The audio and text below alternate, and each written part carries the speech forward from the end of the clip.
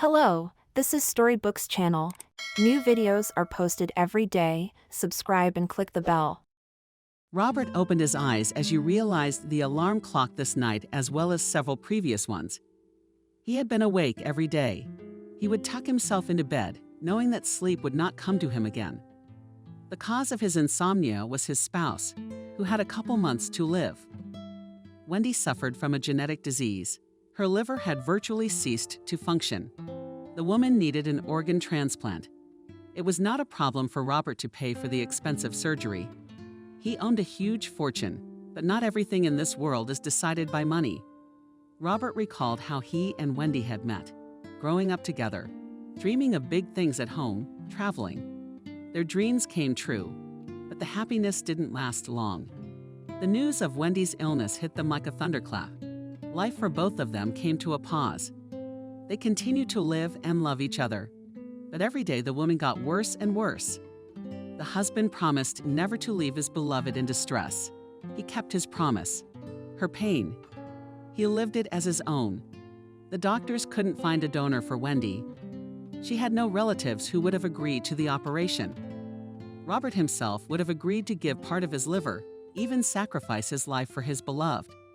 But he didn't fit the tests. If there was no donor, Wendy would not live more than 5 months. These thoughts tormented the man for 2 years. Lately, Wendy's condition had worsened. We had to hurry, but there was no way out. The woman was under constant observation of doctors, but they could only help her by relieving the pain. Robert tried to live his life as before. He went to the gym, developed his business, helped his son with his homework. It kept his mind off his sad thoughts for a while. Max, Robert and Wendy's son, was 15 years old. The boy already understood everything. The tragedy had taken its toll on his life. He began to study worse, began to receive many remarks on behavior. He was almost expelled from the elite schools for failing. Even though he used to be an honor student, "Are you going to see your mom today?" asked Max when he saw his father in the kitchen.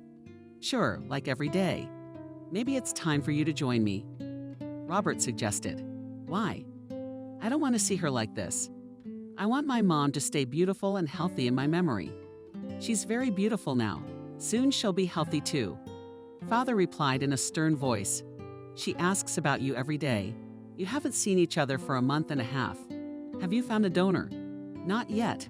"Then she won't be healthy." That's a harsh response from Max. "I don't want to hear you talk like that. Eat your breakfast and get ready for school."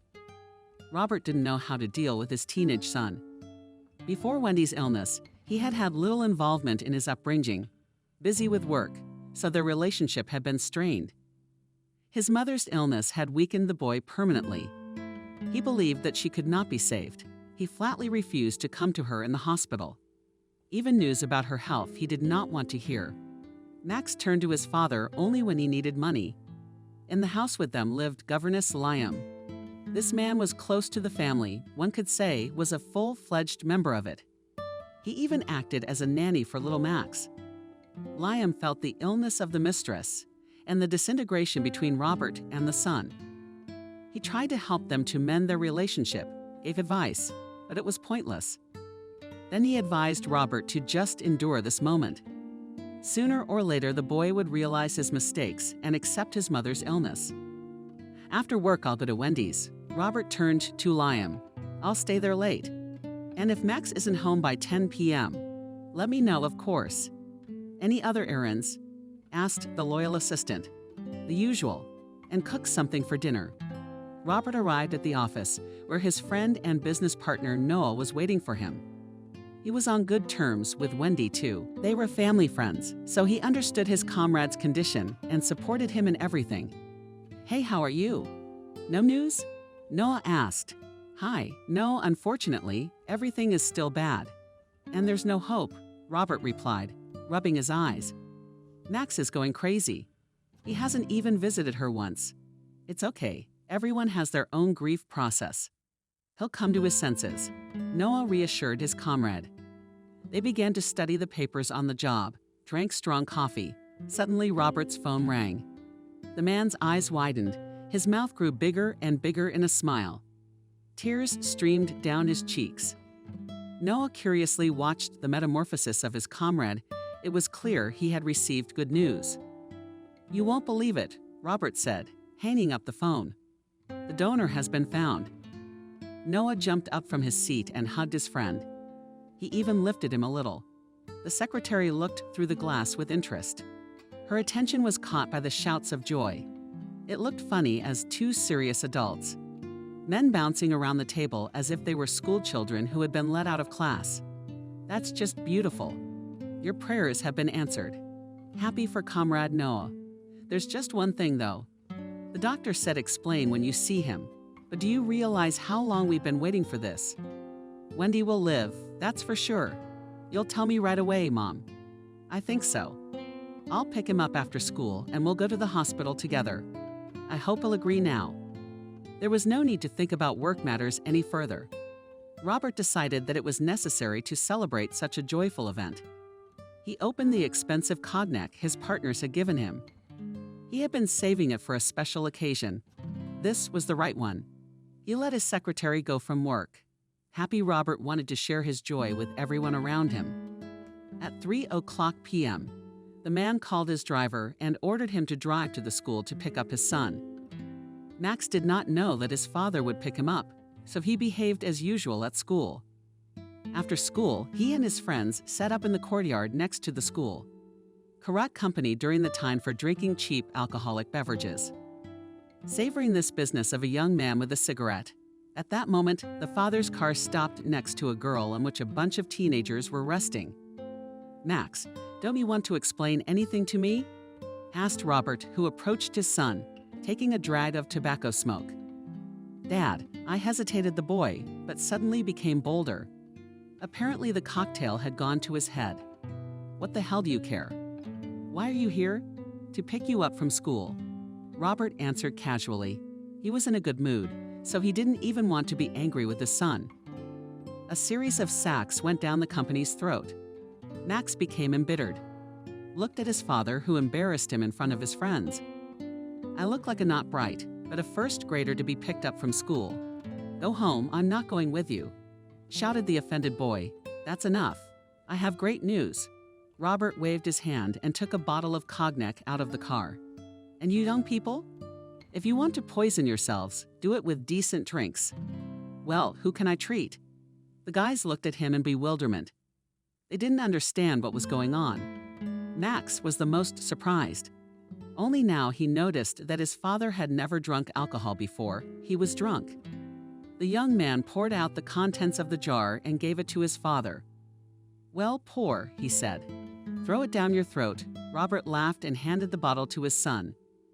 Max took a greedy sip and passed the brandy to his comrades. Now the company dared and pounced on the elite alcohol. "Get in the car. There is news," said already more serious Robert. Max did not resist this time and got into the car. He said goodbye to his friends, who paid little attention to him. On the way to the hospital, Robert told his son that a donor had been found for his mom. Max cried a little. "Dad, I want to see her," the boy said. "You'll have that opportunity. We're on our way to see her," Robert replied and patted his son on the shoulder. "If I see you with alcohol and cigarettes again, you'll lose all your gadgets until you come of age. You're an athlete." "Dad, I quit basketball 3 months ago," Max said modestly. "Then you'll be back. You've put a lot of work into this. It's stupid to give up like this." Max looked down guiltily. He didn't argue with his father. It was at that moment that he realized he had been doing the wrong thing all along. How would he look into the eyes of his mother now, who had waited for him for so many months and he hadn't come? She could and might die at any moment, and he wouldn't even say goodbye to her. They drove to the clinic. Max stopped his father in front of the door to the room. His hands were shaking with excitement. "Dad, I don't know what to say to her," the confused boy admitted. "How can I justify myself to Mom? Believe me, son, she will not ask you where you were all this time. And just happy that you finally came." "Don't worry," Robert reassured his son. They entered in front of his eyes. Max's eyes immediately brimmed with tears. He realized how much he had missed him all this time. Mom looked worse than he had imagined. Wendy had lost a lot of weight. There were huge bruises under her eyes. Seeing his mother in such a state was unbearable, but it was still better than avoiding seeing her. "Max, your voice hoarse and weakened," said Wendy. "I thought I would never see you again. I'm sorry, Mom. I missed you so much. I'm such a fool. I love you so much." Max fell to his knees in front of his mother. He took her hand and kissed it. It hurt Robert to watch this scene, but it felt warm. It was a pleasant pain. All the more he knew that things would get better soon. "Has the doctor talked to you yet?" Robert asked. "No, he came by today, but didn't say anything," Wendy replied. "Any news, don't feel sorry for me. Tell it like it is. I'll talk to him now and come back.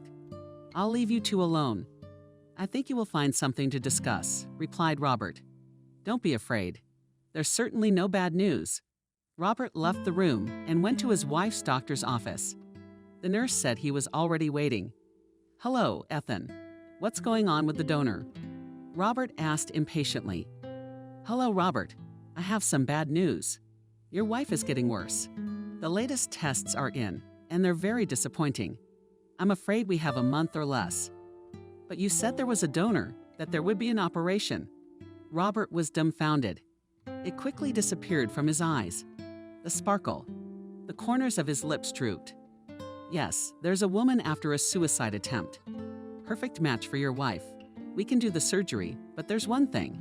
That's where the doctor hesitated. "What's that?" "Don't dwell on it. If you need money, it's not a problem. I'll pay whatever you want. Anything. I don't think money is the answer here. The woman who jumped from the 9th floor, she didn't die, but she went into a coma. It happened 6 months ago. So there's no hope of saving her. We've talked to the family about it. The right thing to do would be to let her go and disconnect her from the machines. But the husband won't agree yet. We can't do anything without it." Robert leaned back in his chair and raised his eyes to the ceiling. Of course, if his spouse had been in this position, he wouldn't have agreed either. But the man wasn't going to give up. As long as there was hope, he would do everything in his power to save his beloved. So unless this patient's husband agrees to turn off the machines, you won't save Wendy. He asked. "You got that right. The woman has 3 children. I don't think they'd want to lose their mom," Ethan confirmed. "But you're saying there's no hope of her waking up," Robert clarified. Of course, he didn't want to kill an innocent person either, especially a mother of 3. "Absolutely not," the doctor replied. "After such a deep coma, she doesn't regain consciousness. Her cells have already begun to die off. We think that soon she will pass away permanently. Can you give me her husband's contact information? I'll try to talk him down." Robert looked at the doctor and gestured that he would not be in debt. Ethan wrote down the man's phone number and name. Robert noticed that he knew the name, but couldn't remember where he'd heard it. They talked some more about Wendy's health, and Robert left the office. He couldn't remember out of himself. He couldn't imagine going back to the room now where his wife and son are. Both of them believe there is hope, and he is forced to inform them that in a month's time, the life of an eyelid will be cut short. Robert decides not to tell Max that there is a problem with the dollar. He chose not to tell his spouse anything at all. What was the news? Wendy asked when her husband returned to the room. Everything is fine. Robert had already forgotten that he had promised to please his wife with news. I closed a big project, and when you recover, we can fly to that place you've been dreaming of. If that ever happens, sadly, Wendy said. Max looked at his father with incomprehension. He thought he cheered the dollar message, but in front of his mom he didn't elaborate. The 3 of them sat there until late in the afternoon, until the nurse hinted that it was time for the patients to get ready to fight. Max promised to never forget about Mom again and to visit her every day. "Dad, why didn't you tell Mom that the donor had been found?" asked Max, as soon as they left the clinic. "Son, I decided not to rush the time. There's no telling when the surgery will be scheduled. It all takes time. There's nothing worse than waiting." Robert's got an excuse. "No, there's worse. Waiting for imminent death, and that's what Mom's in right now," Max said grudgingly. He sensed something was wrong. Father and son never spoke again. That day, Max went straight to bed, but Robert had no time to sleep. He had been thinking all night about how to start a conversation with the man on whom his wife's life depended. The man imagined himself in his place and realized that he would never have agreed to such actions himself. In the end, he decided to consult Liam because he didn't even know how to call him or what to say to make an appointment. Liam listened to the host carefully and wondered how he could help. "I think that if you just call him, explain the situation and ask him to meet you." "He would never agree," Liam said. "I realized that myself. That's why I called you." "What would you recommend?" Robert asked. "You could meet him by chance and have a conversation with him," the assistant suggested. "How would I meet him by chance at my place?" asked the thoughtful Robert. "You have his first and last name. Ask your guard to run it. What kind of man is he? If he has children, do they go to school or daycare? Is there any way to go through them?" Liam suggested it. "My dear," Robert exclaimed joyfully and hugged Butler.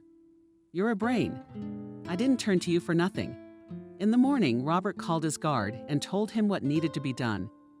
At 200 hours, he came back with information.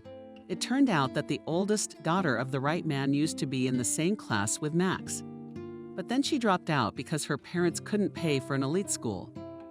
That's probably where the last name is familiar from, Robert thought. He told me that the man doesn't go anywhere but the hospital. He has no official job.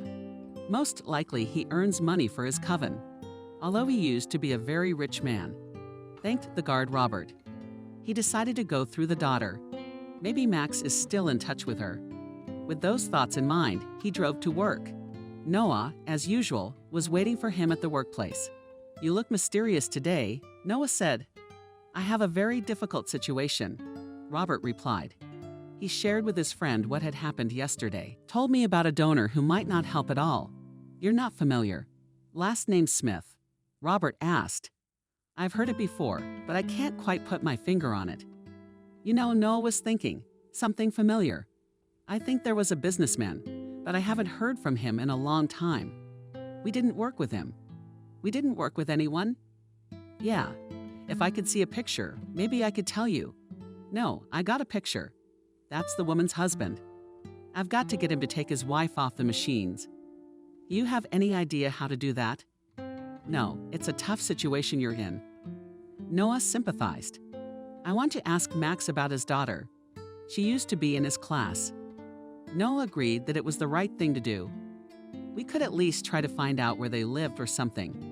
Robert waited impatiently for his son to return. In the meantime, he thought about how to start the conversation so as not to arouse his son's suspicion. At 10:00 p.m., Max showed up. "Dad, they're calling you to school," Max sadly announced before he could change his clothes. "I wonder, what did you do?" Robert asked. No anger, more humor. "Actually, it was you who did it," dumbfounded his son. "Patika came home drunk yesterday. They started scolding him." "Well, he said it was you who got him drunk, and then the other parents got involved. In short, a complete mess. Go to the principal tomorrow." Robert laughed. He wasn't afraid of fighting with the parents of schoolchildren. Compared to what was going on in his life, it was nothing. "Okay, I'll deal with it. I'll go." Robert decided to take advantage of the situation and find out about the girl. "Listen, do you remember you had a classmate who you are not in touch with now? Please don't pry into my personal life," unexpectedly sharply replied the young man. "You don't get it now." Robert was surprised. "I was just asking. How did you even know about her?" "None of your business.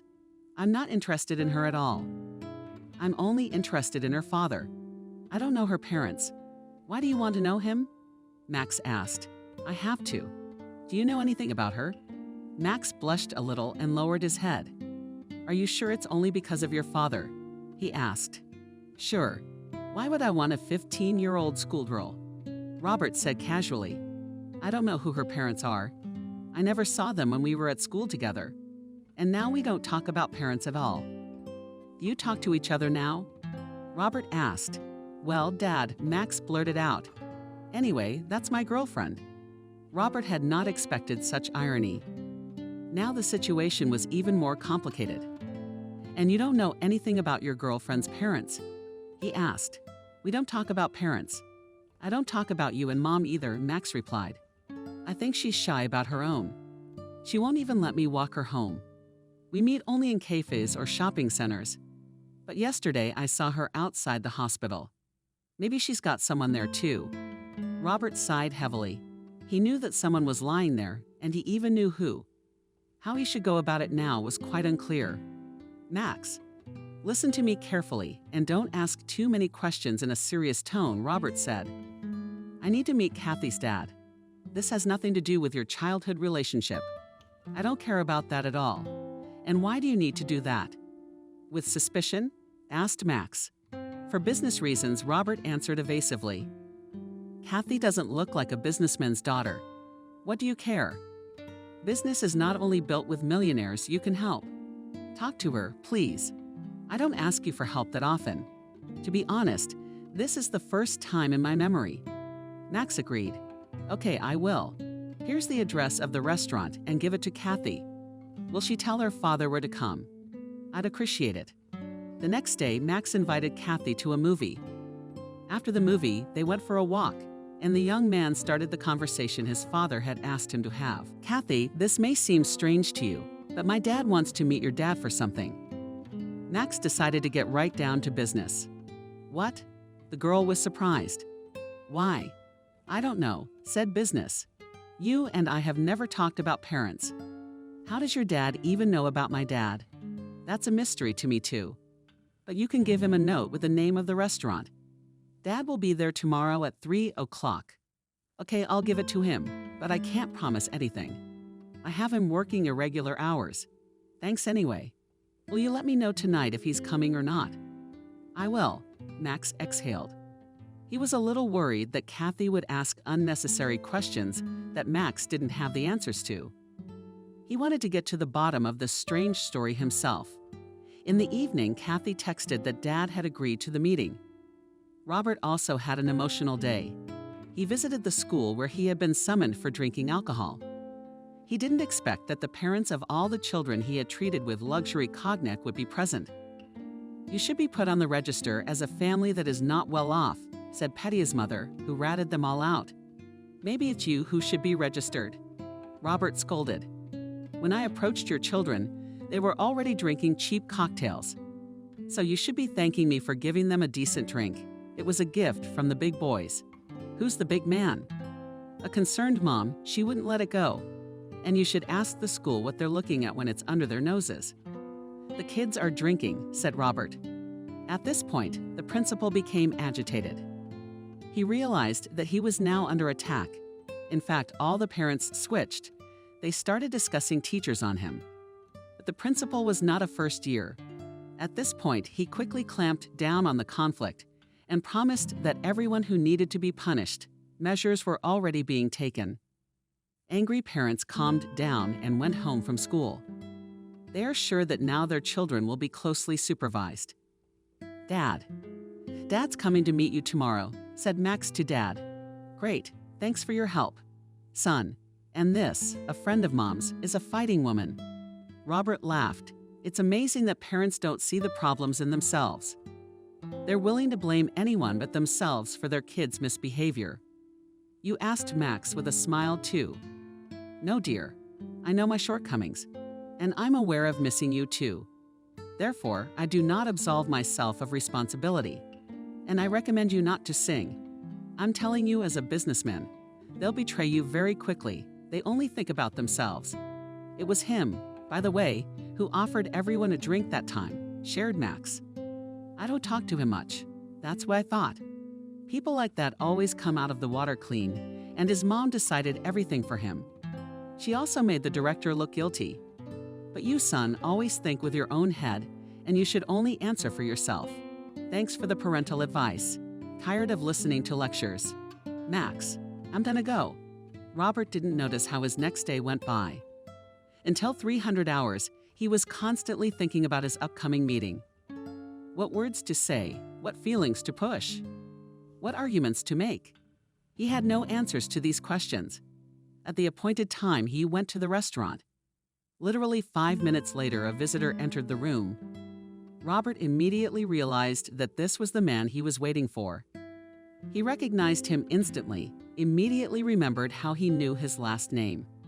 In that second, All of Robert's hopes came crashing down. Kevin, the man on whom Wendy's life depended, was the man Robert had ruined a few years ago. They were bitter rivals, and Kevin couldn't take the fight. Smith spotted Robert from a distance. He looked him straight in the eye, a look that spoke of many things, of hatred, of contempt, of confusion and surprise. Kevin's first thought was to turn around and walk away. That's what his pride told him. But he overpowered himself and sat down at the right table across from his main enemy. Robert became uncomfortable with the man's gaze. He seemed to be transiting him right now. Kevin looked bad. His face bore the marks of the hard life he'd had since his ruin. Athletic and handsome. Before, the man looked tired, Levshin, and Bruce Yashin. He was wearing a nice suit, but no longer fashionable. And a few buttons of the jacket did not come together on him in the stomach area. Under his eyes blew dark circles from not getting enough. His face was decorated with a careless beard. Apparently, Kevin wanted to make a positive impression, so he wore an old expensive suit, which looked quite inorganic on him. "Hello," and in a voice hoarse with excitement, said Robert. "Well, hello, Robert." In a confident and firm voice, Kevin replied. "To what do I owe the honor? There's nothing more to take from me. I don't want to take anything from you. I never have. On the contrary, I have to ask you for something." Kevin laughed fake laugh. "No, you didn't. You have no idea what you've turned my life into," he said. "You know, you had a chance then, both of you. Either you had me or I had you. It wasn't personal," justified Robert. "But now I need your help. In return, I'll do anything for you. I'm only interested in what I want. You can't give it to me.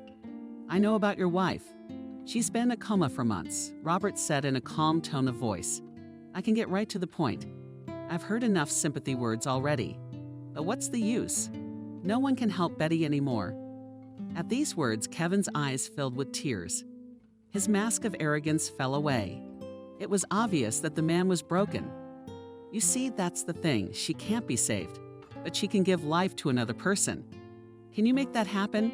Humiliating and a little spiritualized, like Robert said. I don't understand you. My wife needs emergency surgery. She needs a liver transplant. The doctors say she won't live more than a month. Roughly speaking, we're counting in days," Robert began to explain. "Your wife could be our donor and save Wendy." Kevin's face was changing in different emotions, from anger and surprise to horror and laughter. He couldn't believe he was hearing such a request from his greatest enemy. "Do you realize what you are asking me?" Through gritted teeth, but quite loudly, he said. "I have to kill my wife to save yours. Maybe you need an organ too. Let's take her all to pieces. You want to cut something out of me? Kevin, I understand your emotions and your feelings. I don't know how you feel about me, but the doctors say Betty is hopeless. She's not going to wake up. You're just prolonging her suffering. You've already agreed to disconnect, but you're just stalling. It's none of your business. You think it's that easy? I have 3 kids. How am I gonna explain this to them? That way Betty's death won't be in vain. I'll pay. How much? Even your entire fortune?" Kept begging Robert. "For money too. And for how much would you kill your Wendy?" Laugh in Kevin's face. "In your case, it's not murder, it's salvation. And do you want to know how Betty ended up in a coma in the first place? Why am I forced to bury the woman I love and leave 3 children motherless?" Howard was silent. He didn't know what else to say. For every one of Robert's arguments, Kevin had his own answer. It's clear that he doesn't want to hear it. "When I went bankrupt a few years ago," Kevin said, "we tried to get by as best we could. I got through the transition okay. I was able to get a job, get a smaller apartment. The kids had a harder time. But they got used to being paupers, but not Betty. She refused to accept the fact that we now lived in a bedroom community, in a small apartment with cockroaches, that she had to go to work. No restaurants and spas and so on. She went into a severe depression. It lasted for a long time and eventually resulted in her jumping out of the window of our house. Couldn't survive the poverty. Didn't want to wait for me to get back on my feet. I hated her for that act. Couldn't forgive the debt, especially when I looked at our children. My life got even worse because, among other things, all the treatment and keeping her sick in a coma is also costly.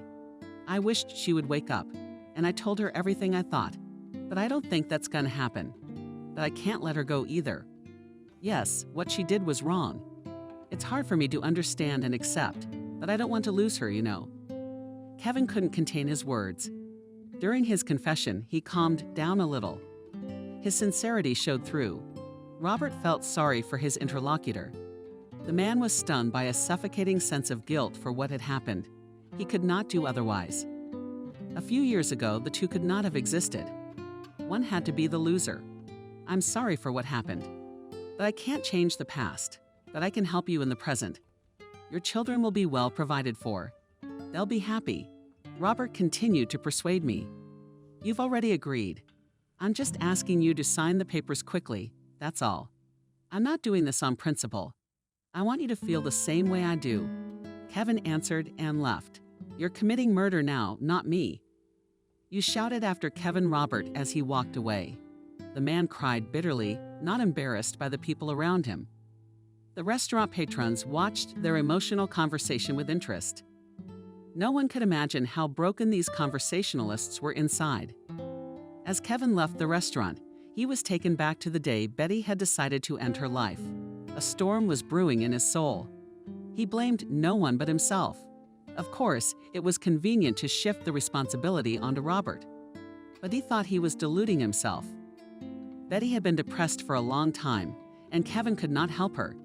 He noticed his wife's condition, of course, but ignored it. "I thought it was just a whim." Kevin was concerned about his income. He accepted any part-time work, looking for opportunities while Betty slowly burned out. The woman had already made several suicide attempts. Kevin should have sounded the alarm right away, but he considered it attention-getting and nothing more. He could see that she was drinking heavily and often, each time going further and further into her emotions. But what could he do? He was already trying to climb out of the pit of debt and poverty, and he almost succeeded. If it hadn't been for the tragedy, he might have finally succeeded. Meeting Robert had reawakened memories that had long since faded. Kevin found it hard to control himself. Of course, Kathy noticed her father's condition and asked what was wrong. When the girl found out that her mom could be a lifesaver for the mother of a loved one, she insisted on turning off the machines. She had been saying for a long time that her mom needed to be released. Robert returned home in a terrible state. He didn't know how to talk to Max and explain to him that Mom could no longer be saved. His last hope had just been shattered. And Robert was to blame for that, even if indirectly. He took up his glass again. He saw no other way out. Max Dom's appearance was not to be missed. The young man had burst in like a scalded man and almost fist-fighted his father. "You're a total jerk," Max shouted. "You're not mixed up. Who are you talking to?" Asked if the language is in Latvia. "Did you want to meet for work? You've been lying to me all this time. Couldn't contain your emotions. Mom's not gonna have any donor. She'll be dead in a month. When were you gonna tell me that?" "Max, it's not that simple." Robert started making excuses for his enraged son. "You wanted to kill Mom's painting to save mine." "Yeah, you got a lot on your mind." "Calm down," Robert shouted sharply. "Nobody was gonna kill anybody. Betty, so she's got one foot in the grave. She's in a deep coma from which there is no escape, and she's our only hope. But Sutton Daddy's just stalling. He won't help us on principle. I don't know what to do." "Are you listening to yourself? What are you saying?" "You offered him money. In your world, that's the only way it works. You attacked Max's father. I couldn't help myself, Robert, because that's all I have to offer them. I'm not a wizard who can bring everyone around me to life with his staff. And if Betty dies, you gotta give someone else a chance. This is your mother we're talking about. Would you really wish for her to die? They've already decided to take her off the machines. I just wanted to hurry things along a little. I ended up making things worse. Is that the best you can do? I don't want to see you. I'm leaving. And where you're going anywhere. Kathy and I will leave you. And you will never see me again," Max said.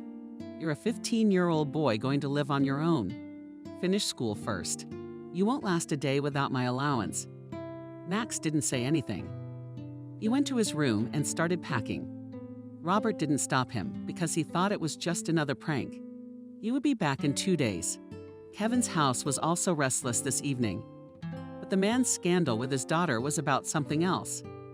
Kathy, unlike her father, was well aware that her mother was doomed. She could no longer watch the woman slowly die.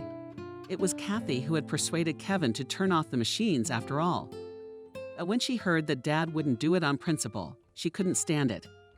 The girl also got ready to leave the house. Kevin was very morally depressed, so to resist the turbulent youth could not. So Kathy and Max found themselves on the street. Pride did not allow Max to ask him for money, but he had some savings of his own. "What are we going to do now?"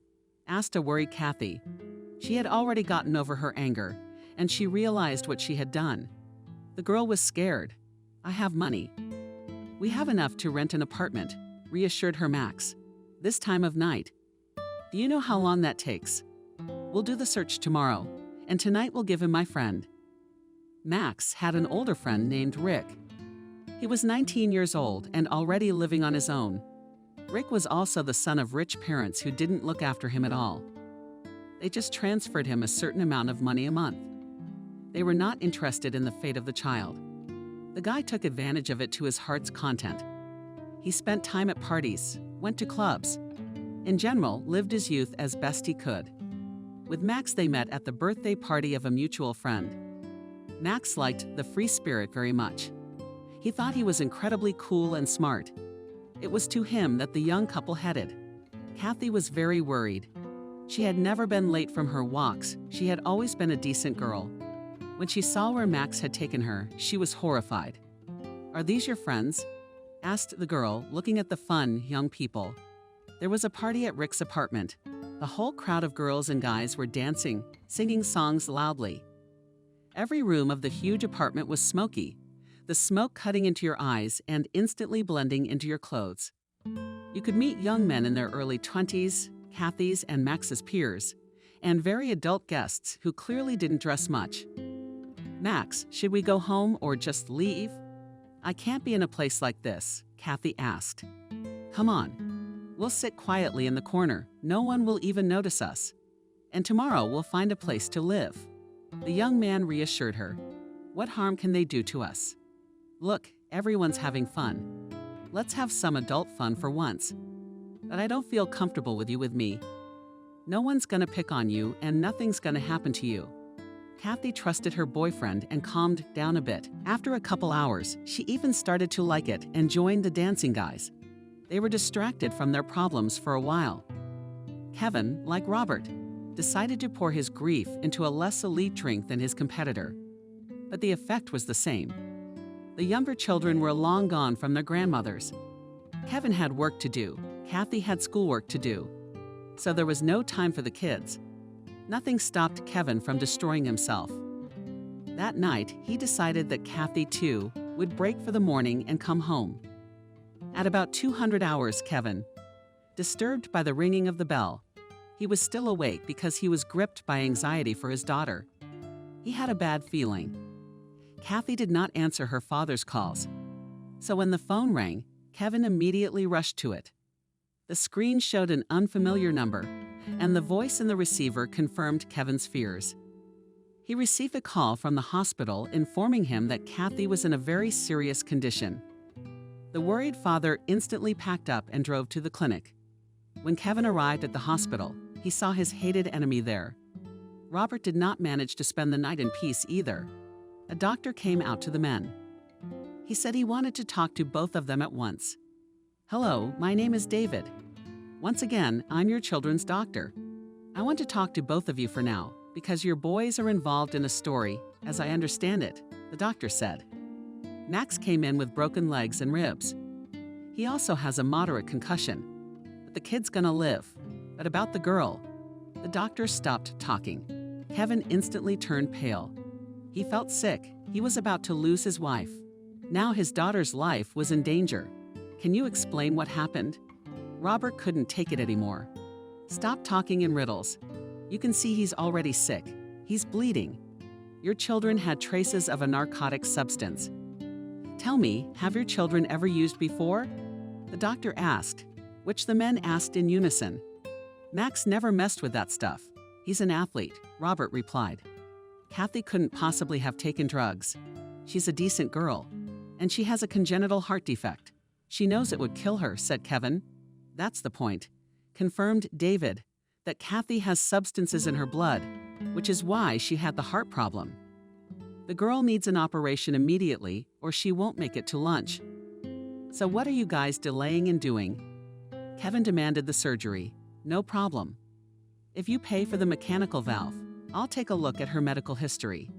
The replacement was needed a year ago, the doctor said. Kevin darkened completely. He knew his daughter needed surgery. He'd been saving money for it. But when the son happened, tragedy struck. All the savings went into saving for her. The man started saving again, but hardly half the amount needed. While Kevin was in his thoughts, Robert decided to find out what happened to his son. Why is he all fractured? Why don't you tell me what happened to Max? He asked. I didn't report it to the police yet, although I should in such cases. But when I saw your name, I decided to hold off. Your boys took a drug. It's obvious. You can't deny it. I don't know what happened to them. Next, maybe Max will talk. He's conscious. Robert looked at Kevin, who was simply bewildered. He looked like a wax figure, not a living person. I can talk assistant, prep the ore. At ease? David asked. We need to get started as soon as possible. Kevin didn't answer anything. He just stood up and walked out of the office. Robert realized that Kevin would simply not be able to pay for the valve, which is why he was in such a state. He decided to help him. How much is the surgery and the valve? He asked the doctor. 500,000 R, replied the doctor. Prepare the operating room. Get started as soon as possible, and write me the account to which the money should be transferred. All right, I'll go give you directions. The nurse will give you a document for payment. Can you go see your son? He's in room 2. Robert left the office and went to look for his son's room. In the hallway, he saw Kevin sitting on the floor holding his head. I just can't believe this is happening to me, said the man who had lost hope. I'm losing everyone I care about. Kevin, I don't know how you feel about this, but I paid for a valve for your daughter. She's going into surgery in a few minutes. What are you kidding? Asked Kevin. No. I can't let an innocent girl die. I won't be impoverished at all by such a sum. If you don't forgive me, and after that, then I understand you. Kevin stood up and killed the man he wished dead just hours ago. He looked at him with tear-filled eyes. Words couldn't form sentences, so he just said thank you. You'll be here. I want to talk to my son, Robert clarified. Of course, I'll only leave when I'm sure my daughter is safe, Kevin replied. Robert went on to find the second room. On the way, he met David and took him aside. Tell me, I can be sure that the police, the school, or any other authority will not be informed. Information about what happened? He asked and put some bills in the doctor's pocket. It is absolutely certain that the tests will be clean. But keep a better eye on your children from now on, said David. Robert walked into the room where his son was lying from the sight of the still Private Max. The man felt sick. He had not expected to see him in such a state. All the anger he had for dabbling in illegal substances had evaporated. Hi, Robert said hello quietly. I'm not going to lecture you now that I like you. We'll definitely have a conversation. Just tell me what happened to you. I'm sorry, Dad, Max said through the pain in a hoarse voice. I realize I can't avoid your tedious lectures, but I want you to believe me. We didn't use anything, at least not of our own volition. You mean you had it forced into you? Robert tried to speak as calmly and kindly as possible, so as not to frighten his son. And he told the whole truth. You could say that, believe it or not. Anyway, we went to my friend's house. He was having a party there, a lot of people. He even let us stay at his place. But he warned us that this kind of thing happens a lot. We didn't know where to go, so we decided to stay.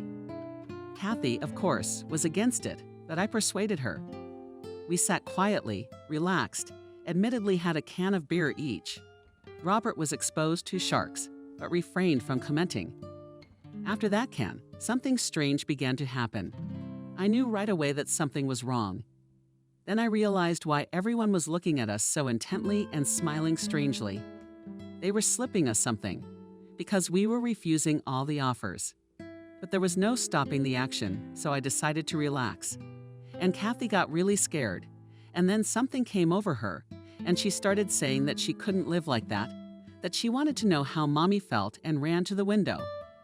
Robert lowered his head. At this point, he began to feel guilty about what had happened to Kathy.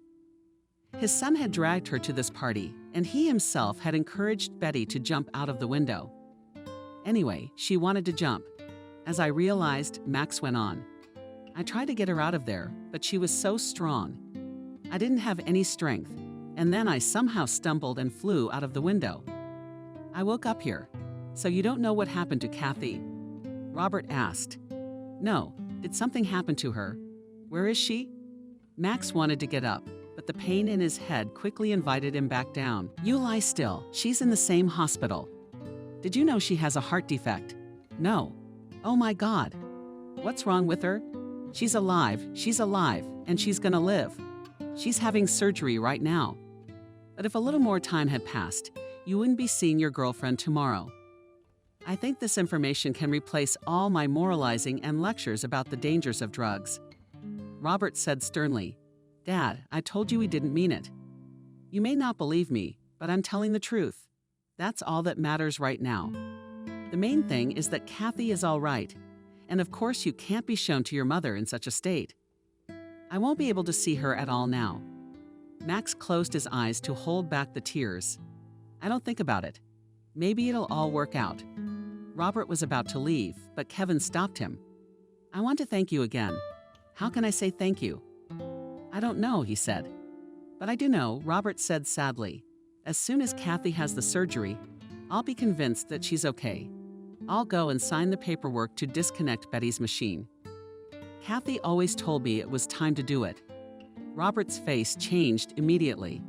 He hugged Kevin and let a tear fall. The men looked at each other and said nothing. They didn't need words. They understood everything. Tell me, how did we get to this life? Robert asked. We almost lost our children in our problems. I was never close to Kathy. She was very well understood. Daddy said Kevin.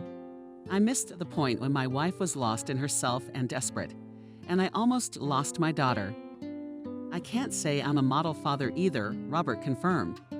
Spent my whole life paying Max off with money. I don't even remember having a man-to-man conversation with him. Why didn't our common misfortune bring us together? We've only drifted further apart. I could say the same thing to Kathy. I don't know at all what her hobbies are, what she listens to and watches. Just like losing children. Robert came home to get some rest before the workday, but sleep wouldn't come to him. He had experienced too many different emotions during the day. Hope came back to him that Wendy would live. This news overrode even the negative feelings about his son. Robert decided that he had to thank Kevin for his decision. Saving the girl was not enough. Waiting until morning, he called his friend Noah. Hi, he said. Good morning. What are you doing up so early? Noah answered in a sleepy voice. I wanted to warn you that I won't be at the helm today. The donor issue has been settled. That's great news. Wendy will live. The comrade's happy. Yes, but would you know what it cost me? Robert laughed. I'm all ears. Long story later. What else I wanted to ask you? You still don't remember which one? Yeah, to be honest, I knew who it was right away. I just didn't want to upset you because I knew he wouldn't help you. I wonder how you did it. Max helped me out here.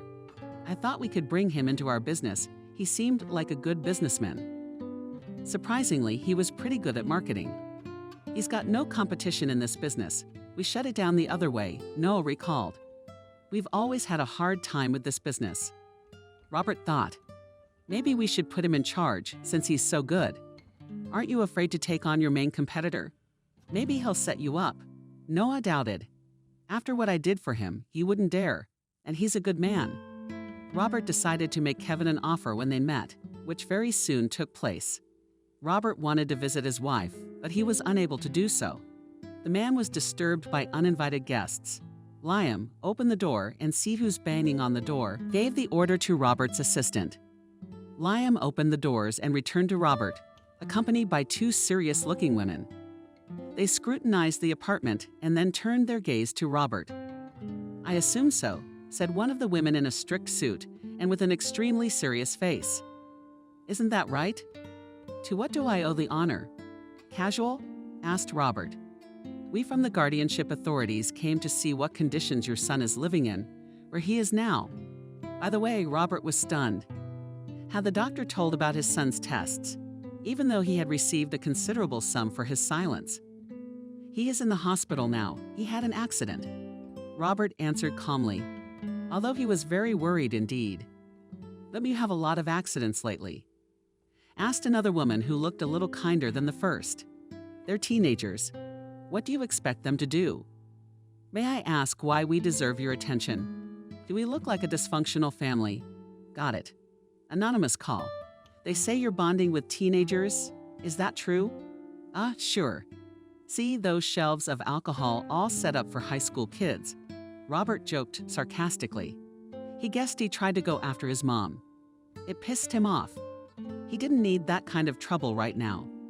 I'm going to ask you to take our visit seriously. We can remove the child from the family.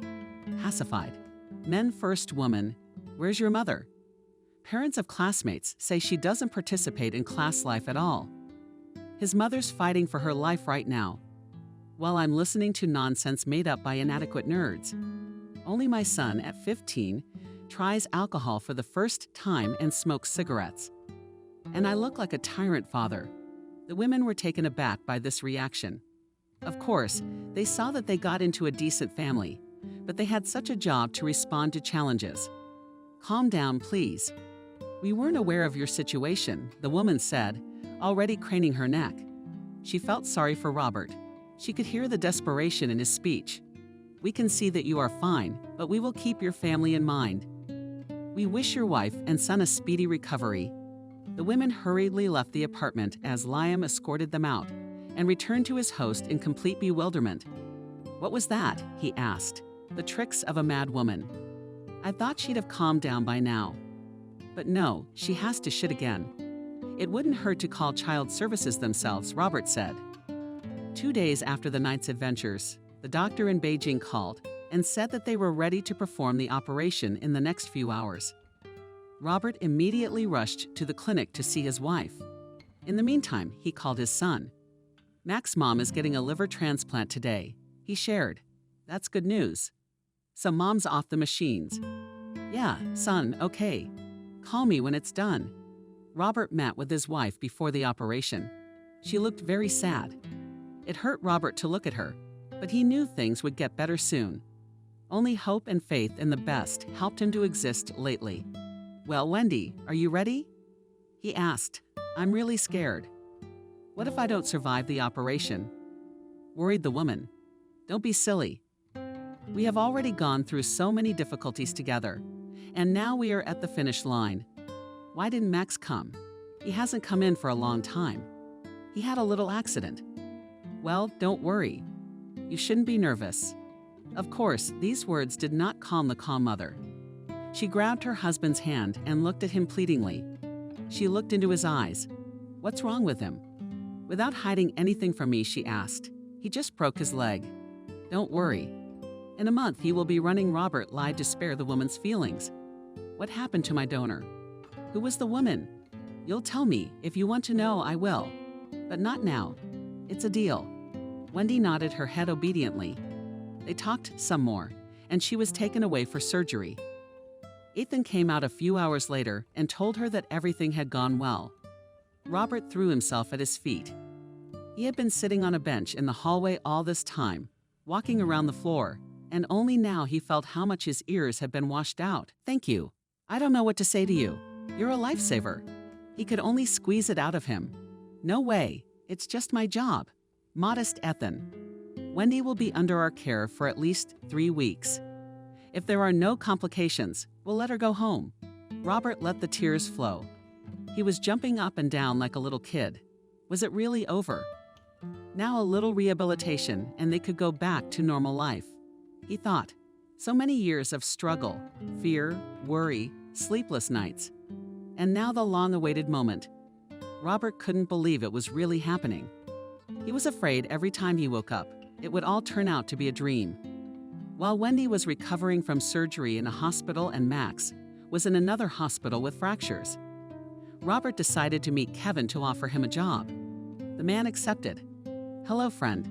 I can call you that now?" asked Robert. "Of course you can. You saved my daughter." "I'm immensely grateful to you," replied Kevin. "And you saved my wife. I'm grateful to you too. I'll be blunt, I know you're not doing so well financially and job-wise." "I'm right. I wouldn't say I don't have a job or money at all." Kevin's not being modest. "Max told me that you live very poorly. I offered you any amount, but you refused. That's why I want to offer you a job. I know you're an excellent advertising and promotion specialist. I have a vacancy for the head of the marketing department, and you're not afraid to work with me. What if I decide to get revenge?" Kevin asked a little non-seriously. "I don't think you're capable of that after everything that's happened to us. Grief is a stronger bond than happiness." Robert thought for a moment. "Well, if you happen to cheat on me, that's a lesson to me. And in general, as you can see, I am living proof that there is a law of boomerang." The men laughed. They were indeed united by a common misfortune. But they were hardly capable of deceit or any other word now, especially since we'll soon be able to be related. Kevin laughed. "Yes, our children are not different from each other." Robert agreed. Max sent fresh flowers to Kathy's room every 3 days. "That's nice. I'm happy with this choice. Of course I knew about the flowers. They're paid for on my card." Robert laughed again. Kevin backed him up. Indeed, as soon as Kathy was able to walk after the operation, she spent all her time with Max. The events of that terrible night had been erased from her memory. The girl begged Max to tell her what had happened to him, but he kept silent. Max decided that if Kathy found out how he fell out of the window, he would blame himself, and so it would be. Wendy had to stay in the clinic for 2 months. Max was discharged much sooner. Her son visited his mom in the hospital, introduced her to Kathy. Turns out the mom already knew about this girl. "Kathy, you're in Max's class, right?" Wendy asked. "I used to be. I switched schools." "Oh, I see.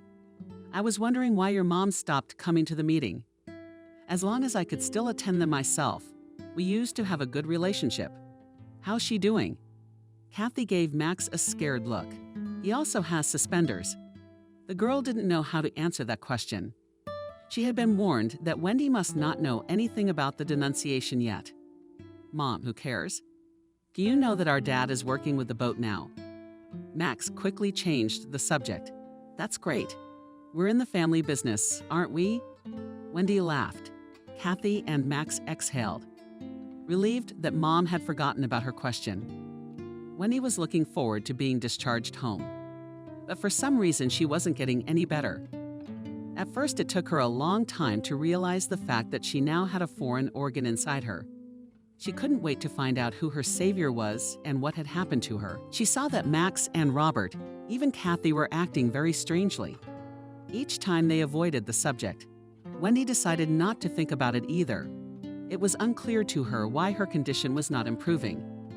The doctor only communicated with Robert. It was his wish.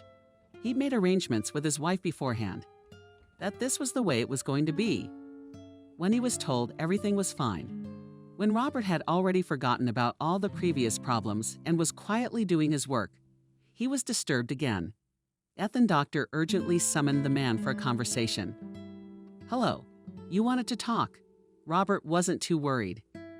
He thought the doctor wanted to hint at gratitude or just talk about the course of treatment. But Ethan had some bad news. "Unfortunately, there were problems that we feared from the beginning," the doctor began to say. "Wendy's immune system is not accepting the new organ. Rejection has begun. And how will that turn out?" asked a visibly saddened Robert. "There are 2 paths. Either our treatment will bear fruit and the body will return to normal, or the liver will not take root. And then Wendy won't survive." "I'm sorry." "What do you mean you're sorry?" Robert was getting angry. "Do everything you can to keep her alive. Any medication, therapy, anything that's necessary, I pay for, even though you're getting more than you should. I need your authorization to administer a specific group of medications. I should warn you that they can cause complications too. I've already said I'm willing to do anything. Wendy must survive at all costs." Robert signed another set of documents and agreed to pay the fabulous checks. He left the office feeling like he had been turned inside out. He wanted to see his beloved. Robert went into the room to see his wife. She was very weak and asleep. The man did not disturb her, just sat down next to her, took her hand, and began to pray for her salvation. "Dear Liam, don't give up, please. We've been through so much already, done so much. It can't be for nothing. You're very strong. You can conquer all problems," Robert told the sleeping spouse. He sat next to Wendy for several hours, convincing himself that everything will be fine, everything will get better. When the man returned home, Max immediately noticed that his father was depressed. "Did something happen to you from Mom?" asked the worried young man. "There is a little difficulty in taking the organ, but it happens." Robert no longer wanted to hide anything from his son. They had no secrets from each other. "Why is all this happening to us?" "Dad, just when we thought things were getting better, another problem pops up. I guess it's our karma, son, but it's okay. Mom's not gonna give up that easy," Robert reassured her son. "Her fortitude is something to behold." "You're right, but if she dies and it's all for nothing, I don't know how to go on. Don't think bad thoughts," Robert advised his son. But it was hard for him to realize it himself. Robert tried to calm his son, even though he had the same thoughts. The man was in despair. He was afraid to even think about what might happen if the liver did not take root. "Well, I can tell you the good news." Once again, Max changed the subject and the mood. "Let's have them now." "Agreed, Dad." "I want to marry Kathy," solemnly announced the young man. Robert choked on his tea at such news. "Son, don't tell me she's pregnant," belittling. He looked at Max. Now he almost choked. "Max, Dad, what are you doing?" He laughed. "We're not even that yet. You know, we can expect anything from you. I'm glad you're serious about this, but wait till you're 18. Naturally. I just want you to know that I've already made up my mind." The kid's serious. Robert admires his son. What kind of kid was he? A big kid who felt very grown up. But he remembered himself at his age with the same ambition and reasoning. When he also fell in love as a young boy, and they were married very young. They were both barely 19. Such pleasant memories took his mind off his worries about his beloved for a while. He remembered courting her, their first kiss, their first date. Who would have thought they would go so far and go through so much misery together?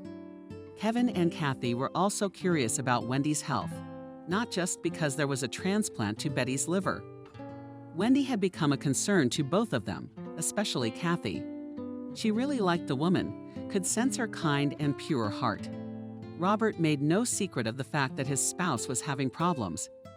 "It was probably my fault for dragging it out so long," Kevin lamented. "What about you?" "No," Robert reassured him. "It's not about that at all. It's just what happens in transplants.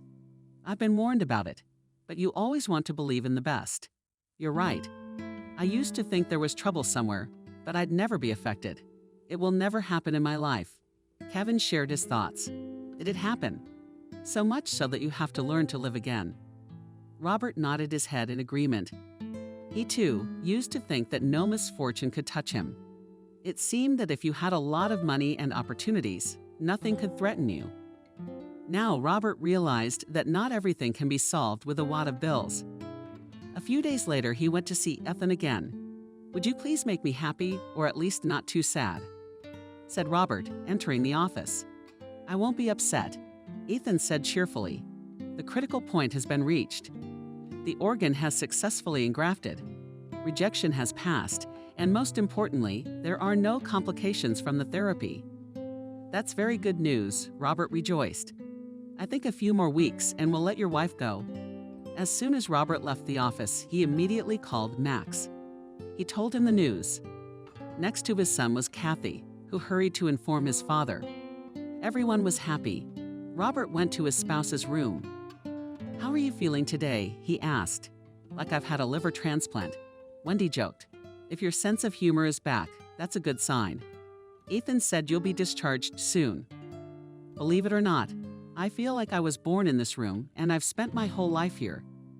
You know what the first thing I want to do when I'm released from this hospital prison?"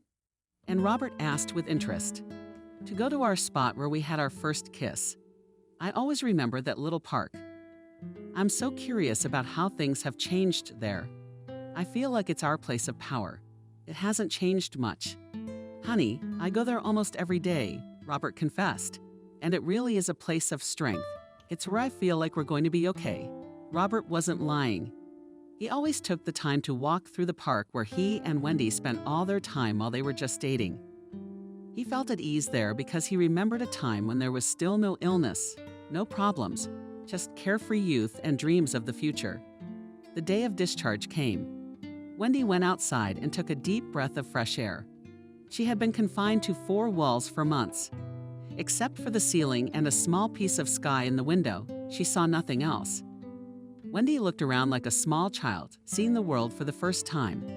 When she got home, she looked at her shelves. Everything was still in the same place. Robert had carefully dusted her makeup table and put everything back in its place. This fact pleased the woman greatly. Even the clothes in the closet hung in the same places, and he made his bed the same way she did. Everything indicated that Robert was waiting for his wife to return home and did not lose hope for a second. Unlike her, she had given up on herself almost immediately. Now she was even a little ashamed of herself for being so indifferent to herself. I can't believe it. I'll have to cook and clean again. That's what Wendy said. It's like a lifetime ago. Honey, you've never done this before. You've forgotten. We've got Liam. Robert laughed at her. Liam was very happy to have his mistress back. He picked her up in his arms and surrounded her, told her how much he missed her but always believed in her recovery. The house took on a new life. Max went back to practicing and no longer associating with bad companies. About what had happened to him and Kathy. He and his father never talked about it again, and they decided not to tell his mom. But who the liver donor was for Wendy remained a mystery. It was a thought that kept the woman in suspense. She was a little afraid to ask her husband this question, because she saw that he tried to avoid this topic. But Wendy's patience was wearing thin. She wanted to know everything that had been kept from her for so long. Robert, you promised me that when I was well enough, you'd tell me about the donor. Ethan once casually mentioned there were some problems. I can't live with myself until I know the truth. She turned to her husband. Robert sighed heavily. He thought it was time to tell Wendy the truth, but he was worried about how she would feel about it. Robert told his wife the whole story, omitting only the drug thing, saying that Kathy had just needed heart surgery. When he finished, he looked at his wife and saw tears in her eyes. And Betty and I only got along well at meetings, of course. But she was a nice woman, Wendy said. It's sad that her life ended like that. Oh, darling. You of all people should know that life is cruel and not just about happy moments. Betty did not pass this test. Roughly speaking, she chose her own end. Her death was not. In vain, I want to go to her grave. You know where it is, don't you? You work with Kevin, don't you? Of course I do. I'll get you there when you say so. Let's go right now. Robert knew where they were buried. And not just because he worked and was already friends with Kevin, had helped the man with the funeral arrangements. He'd attended the farewell ceremony himself. He drove Wendy to the cemetery. The woman stood at the grave for about 30 minutes. She scrutinized the photograph on the monument, looking at her facial features. Robert didn't know what the deceased spouse was talking about, but she was clearly relieved afterward. They drove home, and on the way they discussed having Kathy and Kevin over for a visit that weekend. Wendy wanted to spend as much time with her family as possible. Wendy noticed a young girl standing on the bridge behind the fence, crying. She was obviously about to jump onto the railroad tracks that ran under the bridge. Quickly stop the car, said Wendy in a Ladue. What's the matter? Are you not feeling well? The man got worried. He hadn't noticed the girl. Look back, she's about to jump. Robert saw the girl in the mirror, who had already lowered her arms. But she didn't dare to take a step yet, so she braked sharply. Wendy immediately got out of the car and ran towards the unfortunate girl. Stop, you don't have to do this, shouted she. But the girl had already snapped out of it. Wendy's eyes went black and she lost consciousness.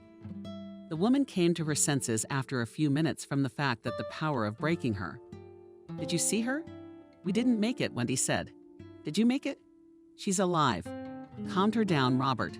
She's sitting in our car. How are you feeling? I'm fine. How are you? Wendy didn't understand what happened. She definitely saw the girl jump down. She got caught in the hood, and I pulled her out. Told her to get in the car and come straight to you. Robert took a breath. It was confused because the man was nervous. Let's go faster. If it's okay, let's go faster. It's okay. We've already hit quite a traffic jam. I'm gonna sit in the back. I want to talk to this poor thing. Wendy sat in the back seat where, reaching into a corner, sat a young girl. She didn't look more than 20 years old. You're such a little girl. Why are you so adventurous? Asked Wendy in an affectionate voice. You wouldn't understand. People driving these cars will never understand the problems of ordinary people. Beggars like me, said the girl contemptuously. Her eyes were tear-stained. You're wrong.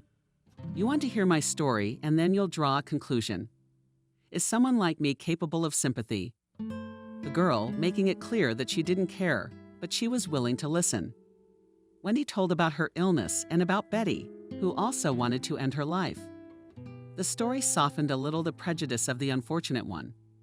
She even sympathized with Wendy and admired her fortitude.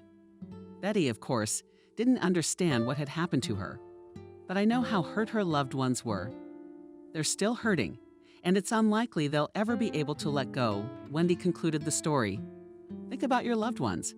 I have no one to think about and no one to cry for me. I'm all alone in this world, replied the failed suicide. What's your name? I never asked. And why are you all alone? My name is Jenna. I'm an orphan. I've never seen my parents. My guardians have passed away too. Is that why you decided to join them? No, I just don't have a choice anymore, answered Jenna. A few weeks ago, I found out I was pregnant. My boyfriend and I were overjoyed, but 4 days ago he died.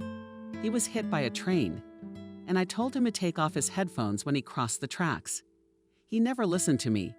Poor Wendy took pity on poor Wendy and patted him on the shoulder. I gave all my money for funeral arrangements. Jack didn't have any relatives either. He and I lived in my apartment, which I had been given as an orphan, and wanted to exchange it for a bigger one. We're expecting a new addition. But the realtor cheated me. I was left without a place to live. Where am I supposed to go now? A place to live and a baby. That's why there's no other way out. You saved me for nothing. I'll still finish what I started. You bastards. Robert's bent. Taking the orphan's last dime. Can't you punish these crooks?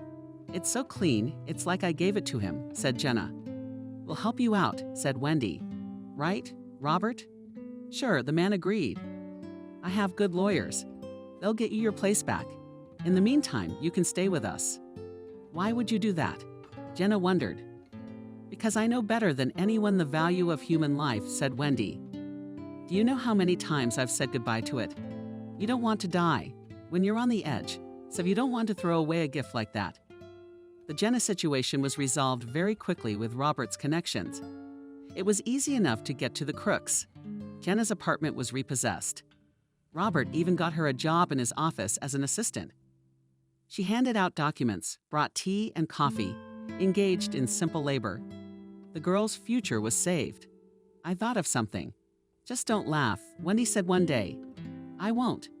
Why would I ever laugh at your ideas? Robert was surprised. The Jenna story gave me the idea. I want to help people. What do you mean? Her spouse didn't understand. To give shelter and rescue to people who are in difficult situations. I want to start a charitable foundation, Wendy declared. Can you imagine how many people there are in our city, cheated or sick with addictions, and so on? How many fates I can save? I think I was given a second chance for a reason.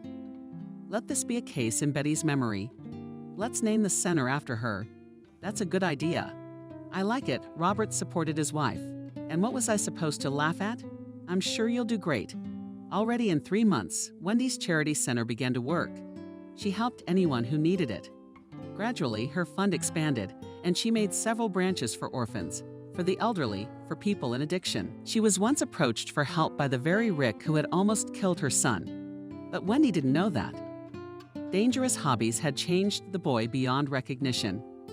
The parents were too late to raise the alarm. One day, Noah came to the office with a basket of groceries and a bottle of hard liquor. "What's the banquet in honor of?" Robert was surprised to see his friend setting the table. "It's a farewell dinner."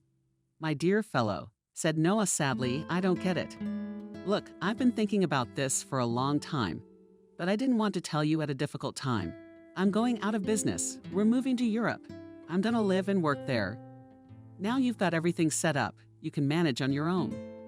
Once we're settled, we can cooperate again. You'll have foreign companions. On the one hand, I am very happy for you," Robert said. "On the other hand, it's a shame to lose such a partner. Do you have one, Kevin? He's a very smart man, proved he can be trusted. Why don't you make him your partner?" "That's an interesting suggestion to consider." Robert thought about it. "So you approve of his candidacy?" "I would even say I recommend it." The comrades had lunch together. They discussed their personal issues, and Noah left the office and the company for good. Immediately after he left, Robert invited Kevin to join him. He did not delay at that very moment and made an offer of cooperation. Of course, Kevin could not refuse such a chance. He had already significantly improved his financial condition, but the prospect of multiplying it many times sympathized with him. Now the unfortunate friends were doing business together. Robert was proud of his wife. He admired her fortitude and enjoyed the business. With Kevin, they cooperated smoothly. Finally, things got better in his life as well. He was able to move his daughter to an elite school again. Kathy and Max studied together and sat at the same desk until graduation. The couple never broke up. They even went to the same university, but to different faculties. As soon as Kathy and Max turned 18, they got married. Their parents didn't mind such an early marriage because they knew it was true and sincere love. Jenna continued to work at the Robert firm even after her maternity leave. Wendy became her son's godmother. After all, she had saved not only Jenna, but also him. Then on the bridge, no one remembered the sad past. Only once a year, when everyone came together to visit Betty's Grur,